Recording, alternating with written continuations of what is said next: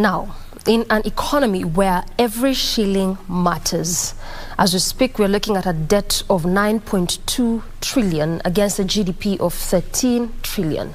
Even as we talk about that, we are mulling over borrowing a bit more, going by what we have today and what we've covered, is that 270 billion is perhaps what we might just be getting in terms of Eurobond in the next financial year.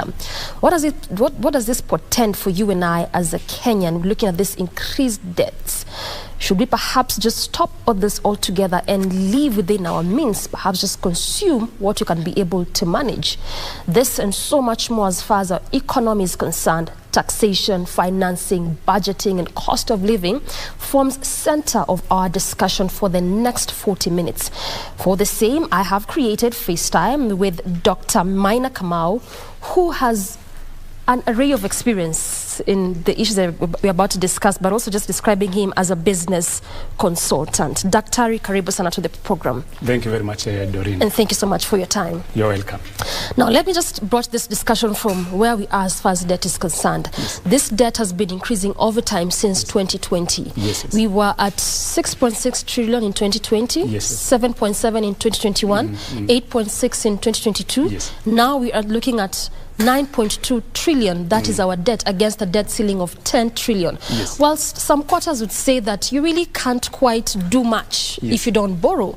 And we oftentimes like to juxtapose this or compare with developed countries that they too borrow. Yes. But from where you sit with your wide experience, what really has gotten us to this point? What would you attribute this continuous increase of debt for the past 3 years to?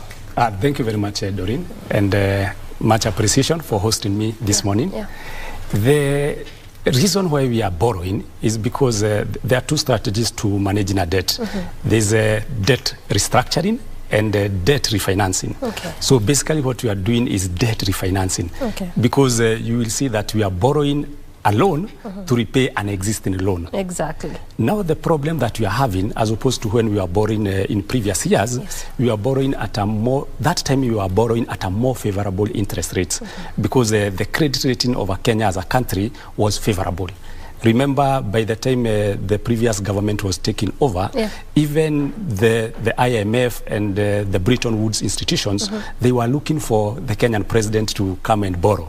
But right now, the current president is being chased to go and repay the loans. That which you borrow, now go pay it. Yes, go and pay it. So that time we were receiving loans at a very favorable interest rates. Right now, when we are refinancing, we are doing that at a very exponential and punitive interest rates. So it is not a very good situation that we find ourselves in, that we are borrowing to repay an existing loan.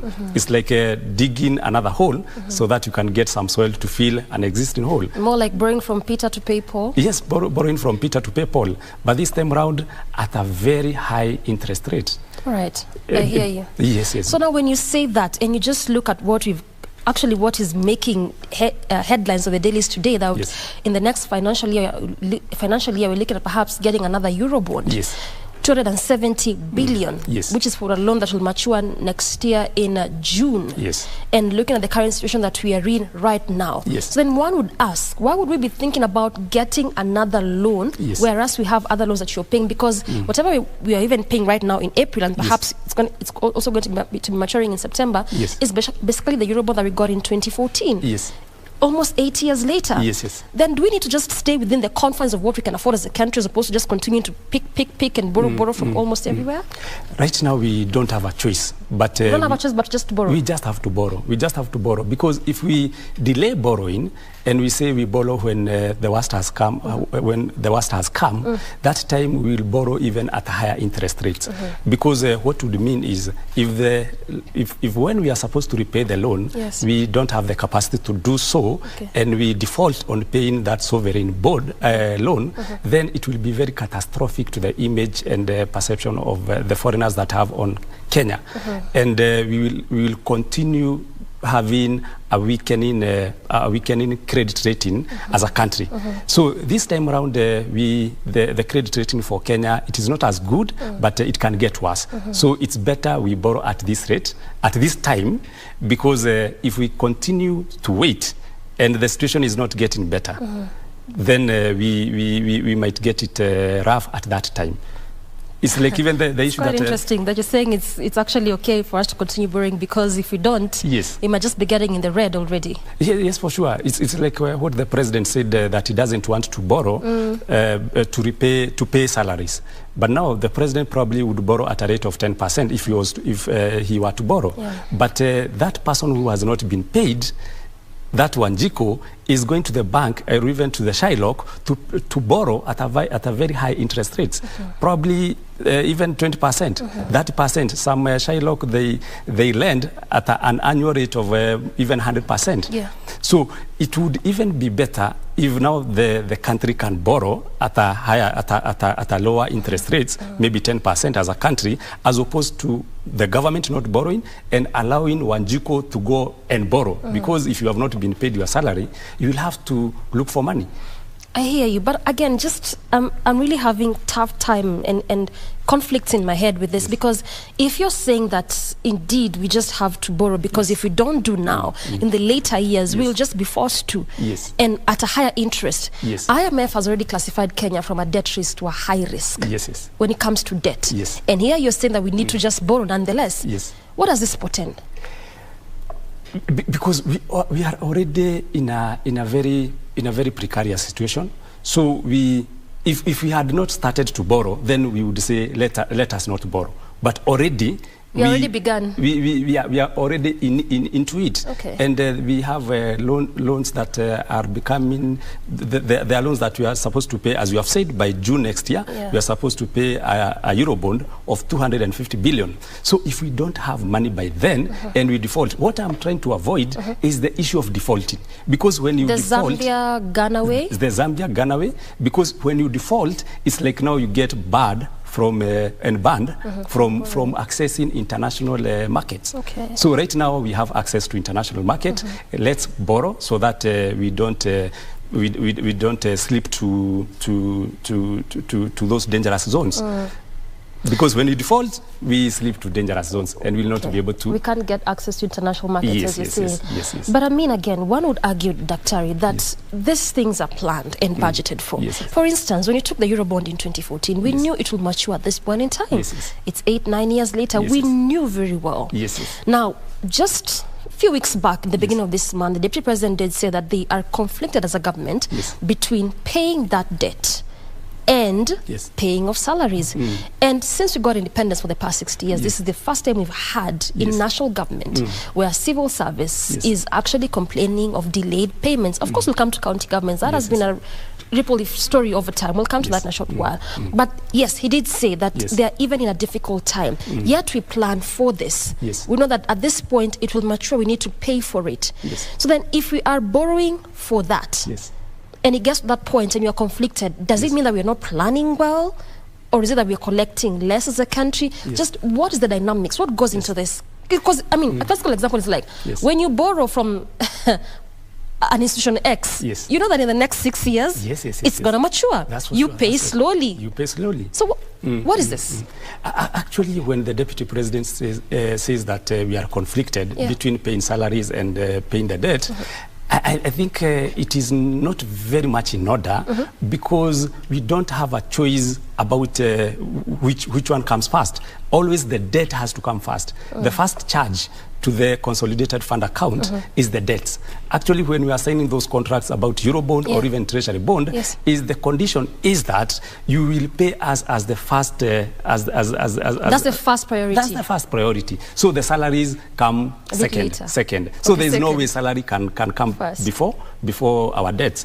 So when now the Deputy President we says that we are having that challenge, it is for sure, and there's a problem because the government should have practiced more prudent financial management because as you are saying, it is a debt that we knew it would mature at that particular time. For instance, in March this year, we paid a loan of about 150 billion. And you know, when we were passing the budget for last year, that cost of repaying the loan was captured there. was factored in there. We did a budget of 3.3 trillion. Out of that budget of 3.3 trillion, 2.2 trillion was for recurrent expenditure. And this recurrent expenditure includes the payment of salaries, repairs and maintenance, buying of office supplies and paying for other services, and also repayment of the debt.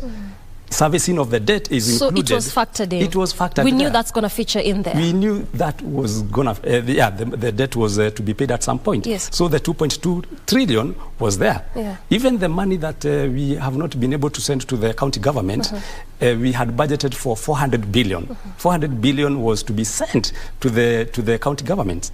Because out of the 3.3 trillion, 2.2 was recurrent expenditure. Is it 400 or 370 billion? 407, actually. 407. Is it 407 or 370? You're talking about the previous financial year? The previous financial year. Sometimes maybe it depends when you obtain the figures, but perhaps they might change according maybe to the interest rates or the exchange rates. But according to the budget, 3.3 trillion. 2.2 was for recurrent expenditure. About 700 billion was to go for capital expenditure in terms of infrastructure and all that. Then about 400 billion was to go to the devolved government. And actually now that we owe the national government, the devolved or the county government a sum of about 125 billion. The national government is in contravention with the Constitution. Because the Constitution says in the event that the national government is not able to get the revenue that it had anticipated or envisioned in the budget, then the kitty that is supposed to go to the county government should not be compromised, should be paid. Because, you know, national county governments, they are recipients. They are not the ones who are controlling the collection of revenue. How practical is that, Dr. You've just said that yes, it's enshrined in the Constitution. You know that's 15% of also what's gotten that's supposed to be going to the counties. But you've just said that in the event the national government is not able to raise that, they still have to adhere to what the law says. But isn't that conflicting? Because if you can't be able to raise X, how am I sending it to you?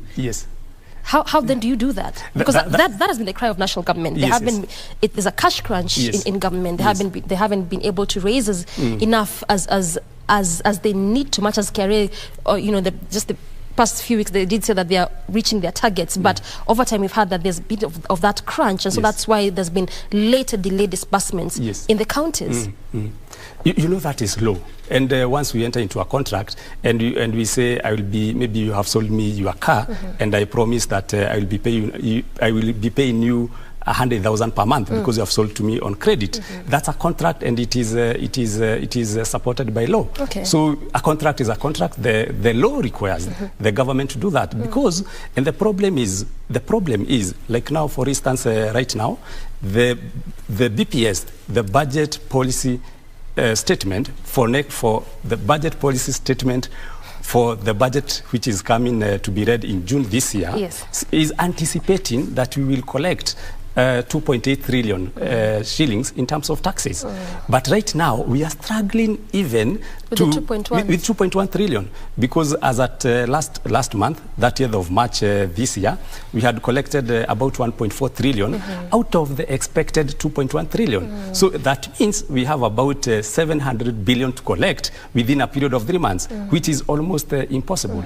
So right now, next 2.1 has been very difficult to attain. What about the one that we are putting for next year at a 2.8? We'll come to that, because again, there's been a lot of question with regards to expanding the tax brackets and all that. So maybe we'll see how that might aid in this collection of, actually it's 2.7 trillion that the president did say. Nonetheless, just talk to me about the mechanisms you can employ as a state, because you're saying something very important, that all these things are planned for, and you've really also enumerated for us the figures as to how it has been, even when you look at the 2022-2023 financial year. But we are still here in this quagmire whereby it gets to that point of repayment, it gets to that point of payment, and we are conflicted. We are actually choosing, should I do X or Y? Yet we plan. And if we do not do that planning properly, then in September, where we found ourselves in April, this year might just be the same kind of circumstance, because you need to repay again one of those debts that we got. So what mechanisms can perhaps the state employ? in terms of planning, preparation, and the likes? Number one is debt restructuring. Okay. And debt restructuring is when you go to your lender and you tell him that I had anticipated to repay this loan within 10 years, but because of the prevailing economic situation, I would propose that we double that repayment period from 10 years to 20 years. What that means, if I was paying 1 million per month, I was repaying the debt at a rate of maybe 1 million per month, then if I double the repayment period, it would mean I will be paying 500,000 per month. Okay. So the government can employ such a strategy. So you get a moratorium? Not a moratorium, because a moratorium would be like you have been given some grace period before you start paying. This one is just extension of the debt repayment period. The other issue, you can still go and bargain about the interest rates that your lender was charging you. If the lender was charging you 10%, you can go and say, if you continue charging me 10%, I will never be able to repay this loan. But actually, the president has said that debt restructuring is not the route that we will be taking as a country. We will pay our debts. And this is a solution that you're giving to the kind of problem that we are having. Because for me, I'm a strong believer that desperate time calls for desperate measures. Okay. Because I'm very concerned that if we ever default on the loans, then all these options that we think we have, they will just disappear. All right. Even the issue of bargaining or negotiating for debt restructuring. Like now we are doing debt refinancing, and we are doing it at a very high cost. Usually debt refinancing, the way it should be done is when probably had obtained a mortgage of about 10 million from a certain bank, let's say Bank A, at an interest rate of 14%. Myself, maybe a mortgage of 10 million at an interest rate of 14%. So at some point after maybe 1 year or 2 years, the interest rate goes down. So I go to Bank B, which is willing to give me a loan at an interest rate of 12%. Okay. So I tell Bank B, buy for me that loan that I have with Bank A. Clear, because that is a very more it's a more expensive loan that I'm paying 14%, and I be left with you to be paying you 12%. So that's the concept of debt refinancing. Okay. But now we are doing debt refinancing the other way around. You see, probably we are at 12% interest rate per year. Yes. But because we need to borrow to repay this debt that is maturing, we are reborrowing at a higher rate, 15%. And because we have no choice, ideally. Because we have no choice. And we are, every other time, we are nearing the red line. We are nearing the red line. So the more we think that we have options, which we don't have, and lose the opportunity to borrow some more before we lose that opportunity. Yes. I want us to move to the next matter of taxation, but before then, now that you said we are nearing the red line, and I'm thinking in my head that we are currently standing at 9.2 trillion in terms of our debt. Yes. And if whatever is being discussed as far as getting another Eurobond is concerned, and if the figure indeed is as supposed to be the 270 billion, which is supposed to be paid next year, June, is anything to go by, that simply means that it will increase our debt to 10.4 trillion. Yes. From what we know is that our debt needs not exceed 55% of our GDP, which currently stands at 13 trillion. So when you look at these figures and where we stand, are we nearing towards what is the threshold, and what does this mean for our economy? Wonderful. Actually, as it is already past that figure. Okay. We are at around 60%. So you're past 55% already? Yeah, we are past 55%. We are about 60%. So it has already surpassed that. And it is so we are literally on the red, as you said? No, not really. Quite. No, not really, because there are countries that even have we call it debt to GDP ratio that is above 100%. People who have borrowed more than their GDP. Okay. A country like Japan, we have even US.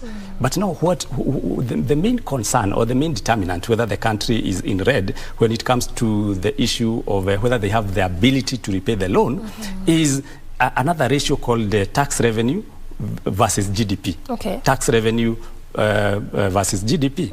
The current tax revenue says, like now, the amount that we collected or we were anticipating to collect this current year, that is June 2022 to June 2023, is 2.2 trillion. So if you say 2.2 trillion divided by GDP, which is 13 trillion, we get about 14%. Okay. And some countries like South Africa, they are at 23%. So they've surpassed. They are collecting, they are doing better in terms of revenue collection than we are. So if we are able to move from 2.2 trillion and collect maybe 5 trillion, because that basically would mean we have come from 14% to about 25%, then we would have a better ability to repay our loans. So the issue, and that's why the president keeps pushing for people to pay taxes. Okay. So that once we are able to collect more revenue, then our ability to repay the debts gets better. So it's not the issue of GDP versus the debt or debt versus the GDP. It is actually the issue of revenue collection, our ability to collect revenue vis-a-vis our GDP. So that simply means you can borrow, but if your ability to collect revenue is good enough, it's equally okay. It's equally okay. That's what you're saying. Yes, because Doreen, we can even have a budget. We can even have a GDP of 20 trillion. Yeah.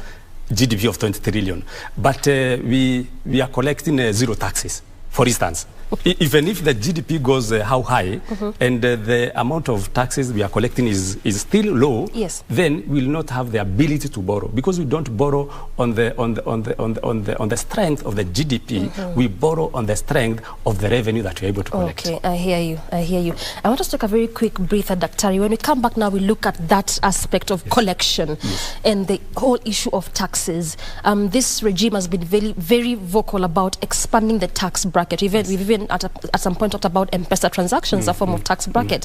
SMEs, for instance, and onboarding 18 years and above into that tax bracket. So how will this help in that collection of taxes? And like at the same time, also talked about increasing our revenue collection from 2.1 to 2.7, as we say, and in the next 4 years, again, doubling that to about 4 trillion. So discuss that, and again also, as far as the economy is concerned, cost of living, we can never miss to talk about that as well. We talk about all that after this breather. Clearly, as you've had quite a lot to discuss after this break as far as economy, financing, taxation is concerned. So stay with us.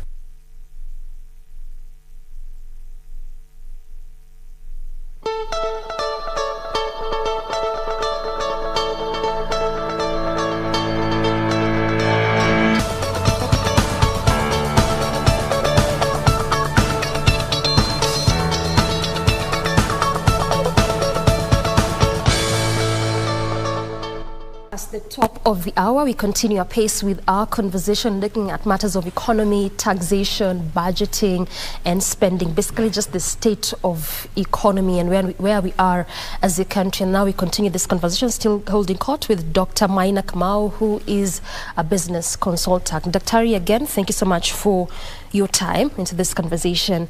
And let's just make progress and move from debt a bit and talk about taxation. And we had said earlier that from what we've had in terms of history, and even for the previous financial year, 2.1 trillion is what we've collected and what the threshold was. Now we're looking at increasing that to 2.7 trillion in this financial year. And in the next 5 years, the president did say that we want to double that to about 4.14 trillion thereabout. And so then this regime has been very vocal about expanding the tax bracket. And there's a specific sector I want us to touch on just for a bit. This was the M-Pesa transaction, to a point where KRA was actually mulling over looking into those transactions and receipts and see how best we can perhaps use that as an avenue to expand our tax brackets. So what I really want to get from you is that a good idea? Because one would argue that not all transactions are business related. So then how would you want to think about taxing this form of transactions as a way of increasing and expanding the tax bracket? Thank you very much, Doreen. When the government says that it is targeting M-Pesa transactions, it is not necessarily saying that whatever the money that goes through your M-Pesa statement is the one that will be taxed. Yeah, please clarify. Yes, this is because taxes are levied on profits, not on the sales. Right. For instance, if I have a hardware and my hardware is able to sell goods worth 100,000 per month, that it is, I will not pay taxes on the 100,000. I will be allowed to say when I sold goods worth 100,000, I deduct purchases. Probably I had bought those goods at 50,000. Then I will have paid. I'm left with 50,000. Then I say I paid my workers, my employees. For instance, another 30,000. After I deduct everything, I'm left with 20,000 as my profit. Now that's what I will pay taxes on. And the corporate tax rate in Kenya is 30%. So I will pay 30% of 20,000. And that's about 6,000. So in the event that the government sends us my bank statement or even the M-Pesa statement, I will just need to demonstrate that whatever that went through that M-Pesa statement, it is not profit. It is basically items that I was selling. So burden lies with who? That you have to demonstrate this one? Actually, it's a good question, because I believe you have ever had a person who is been asked by KRA to pay taxes of about 100 million. Yes. What KRA does is if they feel that you are evading taxes, and then they get hold of your bank statements and financial information, whatever income that they see coming, they find out that came through your bank accounts or M-Pesa statements for a period of 1 year, they assume that is profit. They assume it is profit. Now it is the burden lies on you to prove to them that this actually was not profit. These were just sales. And the way now you demonstrate to them is you show them your records of purchases. You show them the records of expenses. If you are paying rent, you need to show them that I did pay rent for my premises, my business premises. I actually paid salaries to my employees. So the burden of proof is on the business person. Okay. Basically on you as a person, as an individual, or the business altogether. Now, when you look at that, does it indicate to you that perhaps there are some areas where we hadn't thought about in terms of increasing the tax bracket? Because, I mean, when you look at M-Pesa transactions, for instance, who would have thought that this could actually be an avenue that would have been brought on board in terms of increasing the tax bracket, as opposed to already increasing taxation to the demographic which is already taxed? Does it indicate that maybe there are some areas where we need to also be thinking over in terms of expanding our tax bracket, perhaps just to increase our revenue? Yes, for sure. And there was a trending issue last year when the taxman had actually given had suggested that they are going to audit people's lifestyle. That whatever you are posting on social media, they will use that to determine whether you are paying the correct taxes or not. For instance, you post photos on social media. You are going to Dubai, you are going to Mombasa, but when they come to look for your tax payment record, it is zero. So basically the KRA is actually being aggressive, which is a good thing, because you find people driving big cars, Prados, but when you look at their tax payment history, it is zero. So the M-Pesa statements, whether the KRA decides to be more serious in terms of censoring people, in terms of what you are posting on social media, the government has to ensure it increases the tax base and increase the people that are paying taxes in this country, because we are a population of about 55 million. And out of that population, Safaricom alone, it has about 30 million subscribers. These are people who have registered for lines with Safaricom. But for you to register with Safaricom, you need to have a KRA pin. And no, not necessarily a KRA pin. You need to have an ID. So any person who has an ID should also be registered with KRA as a taxpayer. So basically backing the onboarding of 18-year-olds and above into the tax bracket. Actually, it is law. It is not new law. Well, law says. So then you have a KRA pin and then you pay tax and you're not doing anything. Just explain to me, how does that work? Yes. Whenever you get to 18 years, there are two documents that you are required by the state to acquire. One is the national ID, and number 2 is the KRA PIN. Even if you are a student, you need to get the KRA PIN. But what you will be doing, in the event that you are not generating any income, then you file nil return at the end of the year. And if you don't file that nil return, again, there are penalties. You are charged 2,000 for failing to file nil return. So it is a requirement. Now, the president the other day was challenging KRA and was asking KRA if a private entity like Safaricom has been able to register 30 million subscribers and KRA has only been able to register 7 million. And the KRA has got the state power, has got the resources. So, and out of the 7 million Kenyans who have been registered by KRA as taxpayers, only about 3 million are paying taxes. The rest, 4 million are either not paying or they are filing nil return. So the 3 million are the ones that you will hear, they say they are overtaxed. And it is true. 3 million out of a 55 million population. Out of 55 million population. You might say that the people who are in the working age bracket is about 24 million.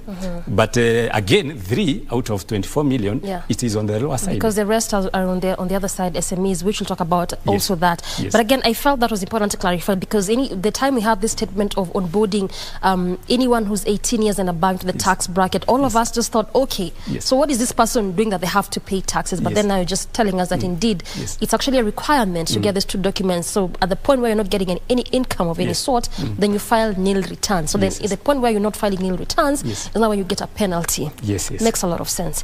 Now, out of this population of 24 million, only 3 million actually get to pay their taxes. And there's also been quite the conversation there on how we can get still on board those in the small, medium enterprises, micro, small and medium enterprises into the tax bracket.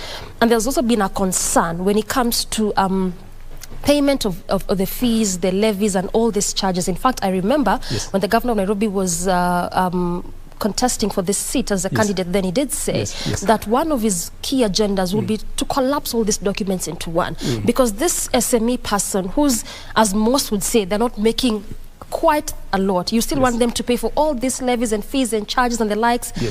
And they will still want, and you still want to get them into the tax bracket and pay taxes. So then whatever they are making, all of it goes into this small or these payments here and there. How do we collapse all this into one? How do we get this sector? Because it's quite a lot. You can imagine out of 24, only 3 million being taxed. It just shows you the deficit, the 21 can be in a position to pay taxes, but they are not because something is not structured correctly. How do we consolidate all this, Dr. I think it is true. There are 2 things that are very certain in life. That is death and paying of taxes.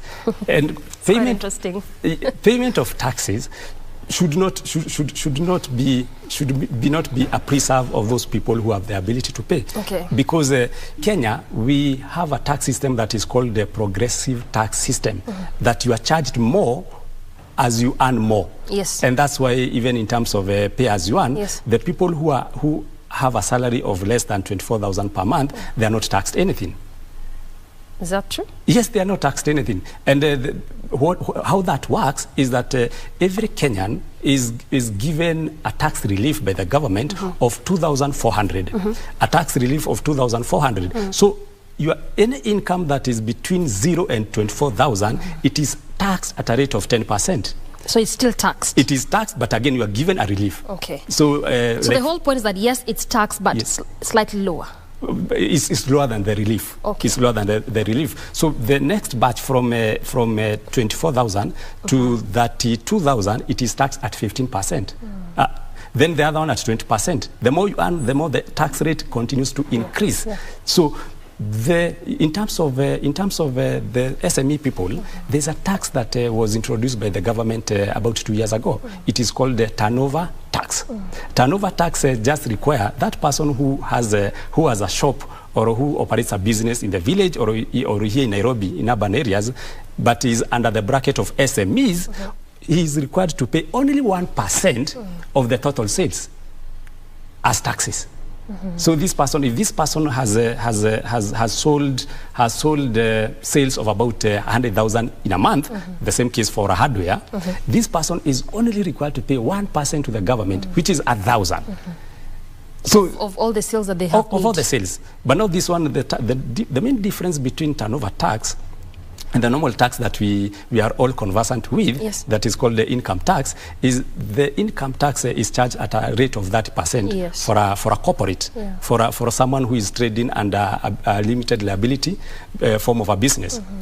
But now that one, you are required and allowed to, if you have sales of about 100,000, you deduct all your expenses, and as we had said before, probably you are left with about 20,000. Then that 20,000 as profit is the one that you are charged corporate tax at a rate of 30%. But since the government is aware that some people may not be able to employ an accountant, or for the government to make it easier for SME people, they just say, we will not subject you to a lot of calculations. You just keep your sales record. If it is 100,000, just give us 1% of that. Of that. Okay. But now you see, even after the government has come with such a creative and innovative idea, most SMEs, they're still not paying. Why are they still not paying? From where you sit, why could this be the case? And as you respond to that, perhaps you can tie down with the issues of payment of fees, payment of levies, because good number of them will decry. Yes, it's okay, 1% in terms of what I've made. So that's the turnover tax. But on the side, they will say, I still pay this levy, I still pay this charge, I still pay this fee. And also that is part of what has hampered, even you look at young people from getting into business, because some of them will say, by the time I'm done with paying all these things, I'm left with no capital to even start this business. I'm not so sure whether that's a very good excuse for a business person, because at the end of the day, any levy that you pay to the government, any fee that you pay to the government, you consolidate it and consider it when you are when you are coming up with the selling price of your products. For instance, if I sell furniture, and the cost of doing maybe a particular table comes to about 5,000, but then the government requires me to charge 16% of the value of that furniture. So the 16%, it is not my business that will pay. When I'm putting the selling price for that furniture, I will incorporate the taxes that I'm supposed to pay, the fees that I'm supposed to pay, and everything I pass it to my customer, to the end consumer. So the businesses have no excuse, because it is not businesses that pay taxes, it is the consumer, the end user that pays taxes. So that's no excuse, as you say. But maybe what they do, because they also understand that if they continue to push all the taxes to the end user, their products will become expensive. So they decide not to incorporate or factor those taxes to when they are coming up with the price for their product, so that the pricing become a bit more competitive. But at the end of the day, when they are protecting their end user, they end up contravening the law. I hear you, and I'm just glad that the producer has added us another extra 15 minutes. Good job.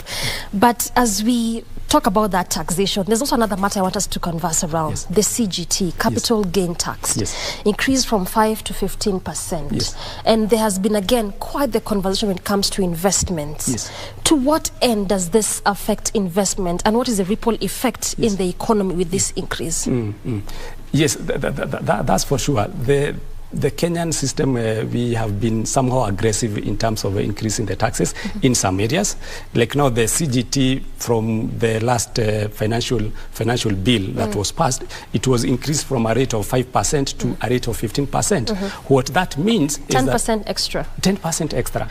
What that means is that if I buy a piece of land at a cost of about 1 million, and maybe within 2 years, 3 years, I sell it at 2 million.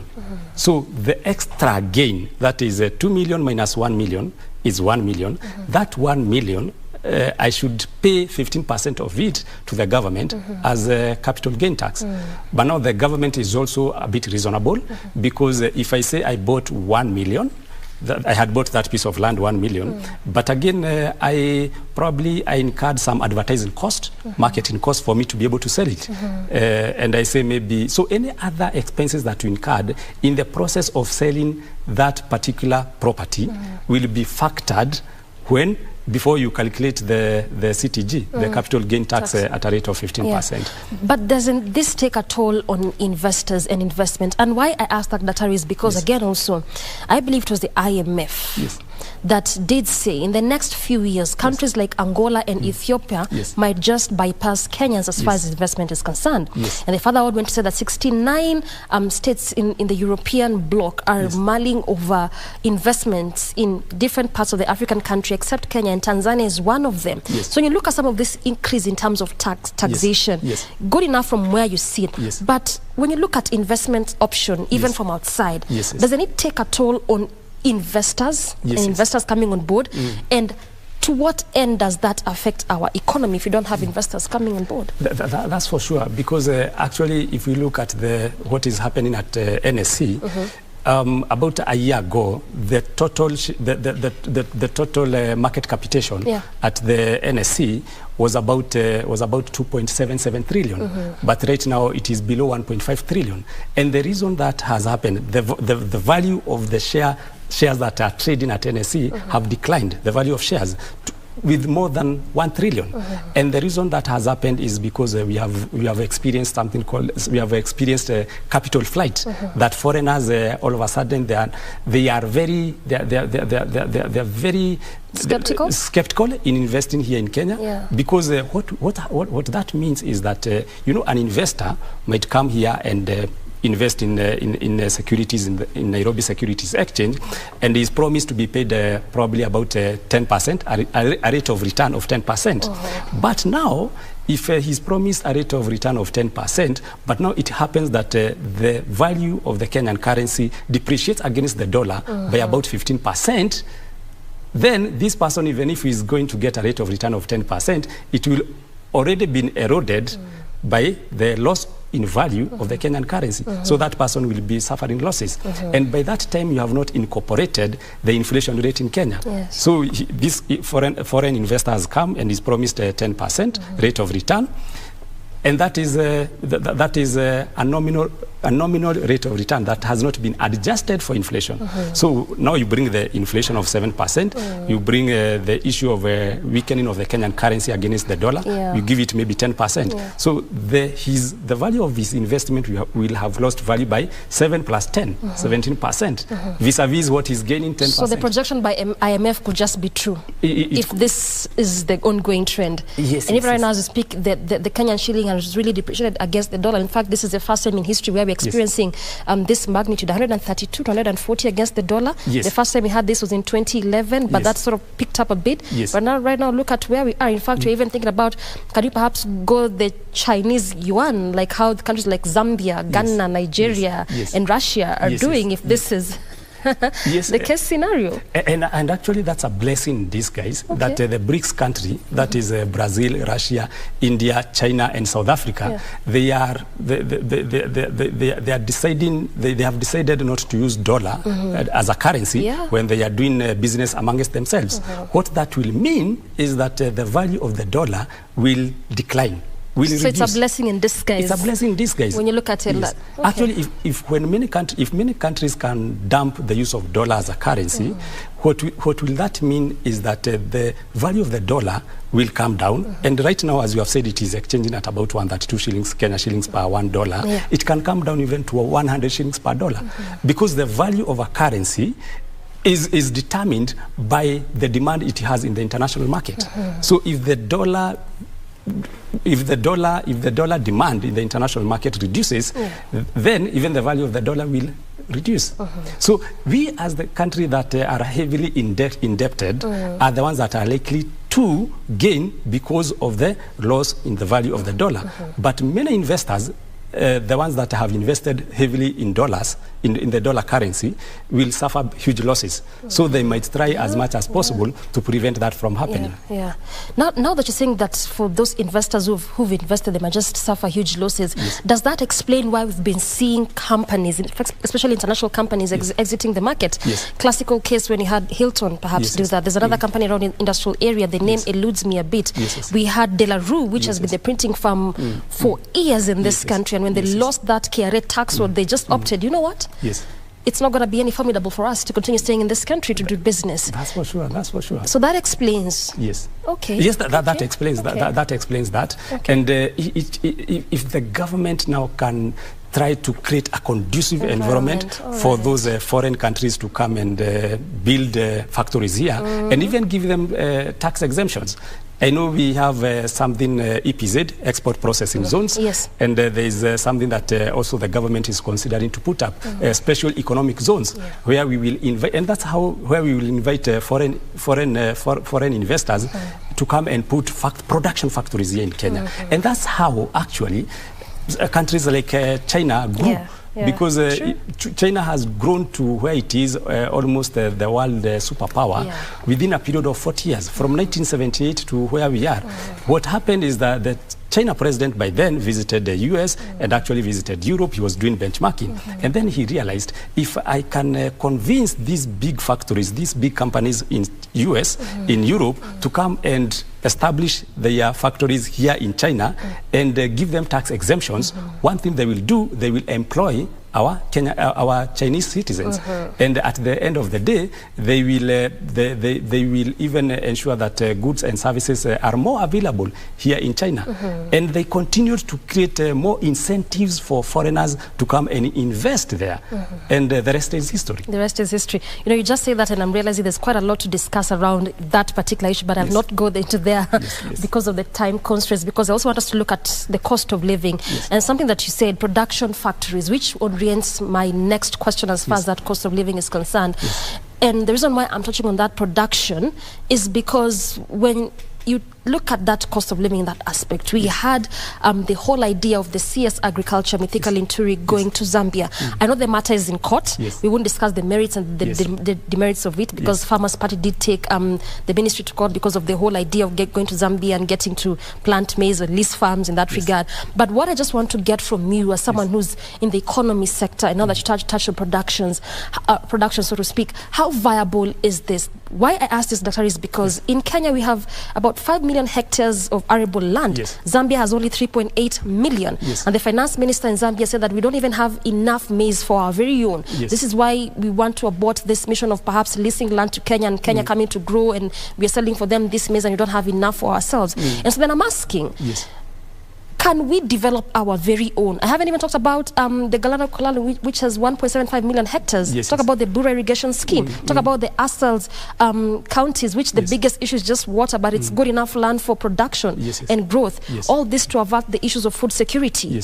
How can we go about this? And just as you respond to how we can go about that, also just tell me if it was viable to go to country X and we can develop our very own.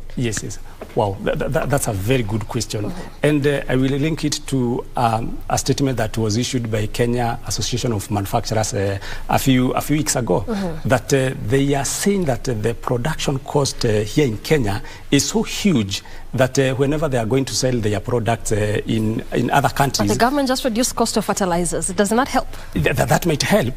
But you see now the issue like, for instance, the Kenya Association of Manufacturers, even a cost like a cost of electricity, which the government, instead of reducing, actually it is giving indications that it will increase. The issue of... It's already increased electricity as we speak. Yes, electricity, then issue of water, then issue of labor. So when now the CS for agriculture gives an indication that we can go to another country to produce from there, so actually what he's acknowledging and admitting is that the production cost here in Kenya is so huge. And the remedy to that is actually to come up with a mechanism how we can reduce the production cost in Kenya. But doesn't policy lie within government to look into that? Yes, it does, and it would be very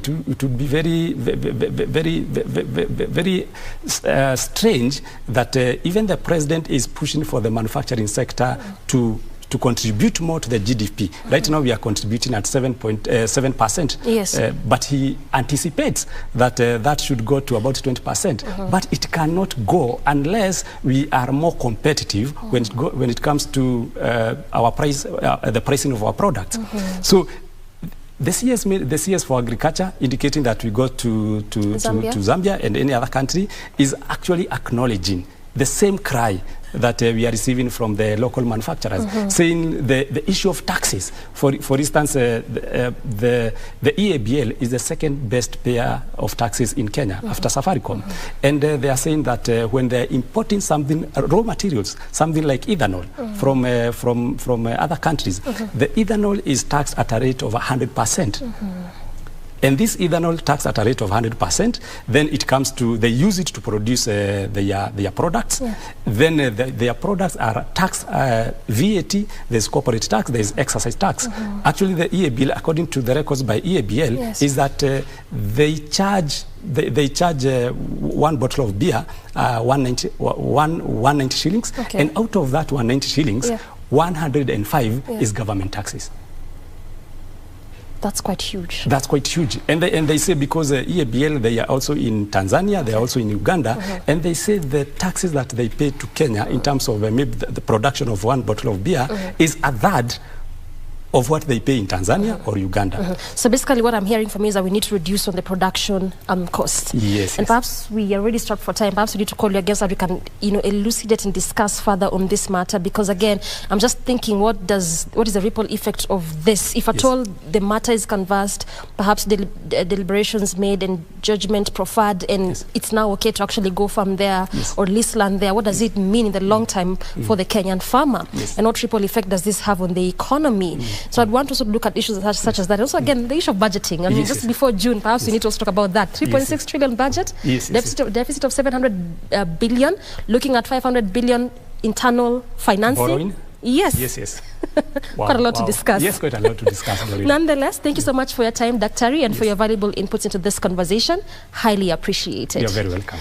All right, I have been speaking to Dr. Maina Kamau, who's a business consultant, definitely what has formed center of this discussion, just looking at where we are as a country in terms of economy, matters of taxation, as well as the finance crisis, and how we can perhaps bridge that gap and move away from that mechanisms that also the state can employ in regards to dealing with matters of financing and debt refinancing in this country. Good place to end this conversation, but we have plenty more coming away after this break, so stay with us.